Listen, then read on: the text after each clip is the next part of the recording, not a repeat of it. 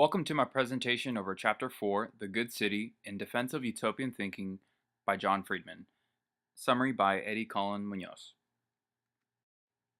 Some of the concepts discussed in Chapter 4 are utopian tradition in planning, and the four elements that comprise John Friedman's The Good City, which are theoretical considerations, human flourishing as a fundamental human right, multiplicity as a primary good, and good governance. If you were to look up the definition of utopia on Merriam-Webster online, the first definition that comes up is a place of ideal perfection, especially in laws, government, and social conditions. You can also find the definition as an impractical scheme for social improvement. Oddly enough, it also is defined as an imaginary and indefinitely remote place, which I thought was very ironic that a place of ideal perfection is also considered an imaginary place. John Friedman's The Good City revolves around the concept of utopian thinking, which usually is constructed out of thoughts of religion, ideology, and nationalism to reach that the concept of perfection. According to Friedman, utopian thinking can help us choose a path into the future that we believe is justified because its concrete imagery is informed by values which are precious to us. He also thinks that utopian thinking has two moments that are inextricably connected. The first is critique, and this is where humans, when they see injustices, oppression, or ecological devastation, it is usually an inherent emotion to try to resolve or go against the grain and try to better the surroundings or the environment. Some of the words that that are used in conjunction with this thought process to try to achieve maybe freedom, equality, and or solidarity. And then the second moment is concrete or constructive vision, and this is usually more of a political approach or action where the uncensored public expression of opinions is allowed. They should become the substance of political argument. Utopian thinking is thus not at all about fairy tales, but about genuine futures around which political coalitions may be built. Friedman talks about the utopian tradition in planning communities and cities. He first refers to Susan Feinstein's proposal, where she says that in order to think about how to build cities, we must look at values such as material equality, cultural diversity, democratic participation, and ecological sustainability. Throughout page 91 and 92, Friedman sort of disagrees and at the same time agrees with what she is trying to convey, but he goes on to say that utopian tradition in planning should involve people, primarily a blend of ideas from people, communication, and where the needs of all people are taken into consideration for the greater good of the community to form the good city. The first element in John Friedman's The Good City are theoretical considerations, primarily whose city are we talking about and what types of environments can we include in these theoretical considerations. Are we talking only first world cities, large metropolitan regions in the Western Hemisphere?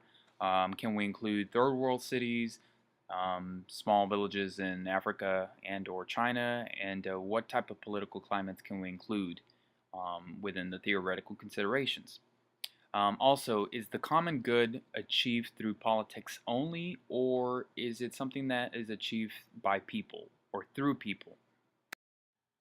He raises the issue of process versus outcomes. Throughout the chapter, he suggests that the democratic framework of government really is the way to achieve the concept of the good city.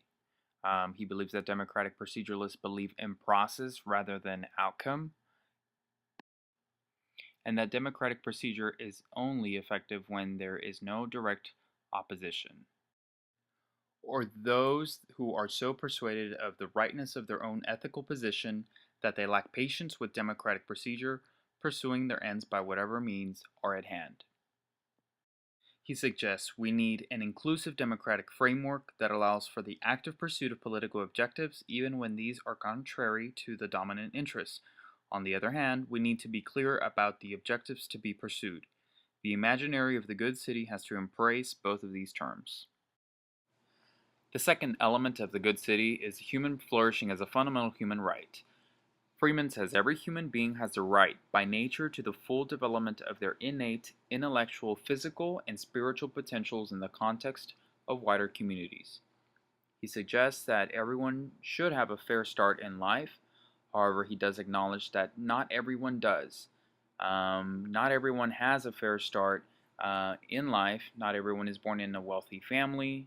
But that basic equality should be provided within communities for every citizen, such as public education, public health, graduated income tax, civil rights legislation. I would go on to say myself that other basic rights as it pertains to the built environment includes public transportation, affordable housing, and access to goods and services such as medical care, um, post offices, grocery stores, etc.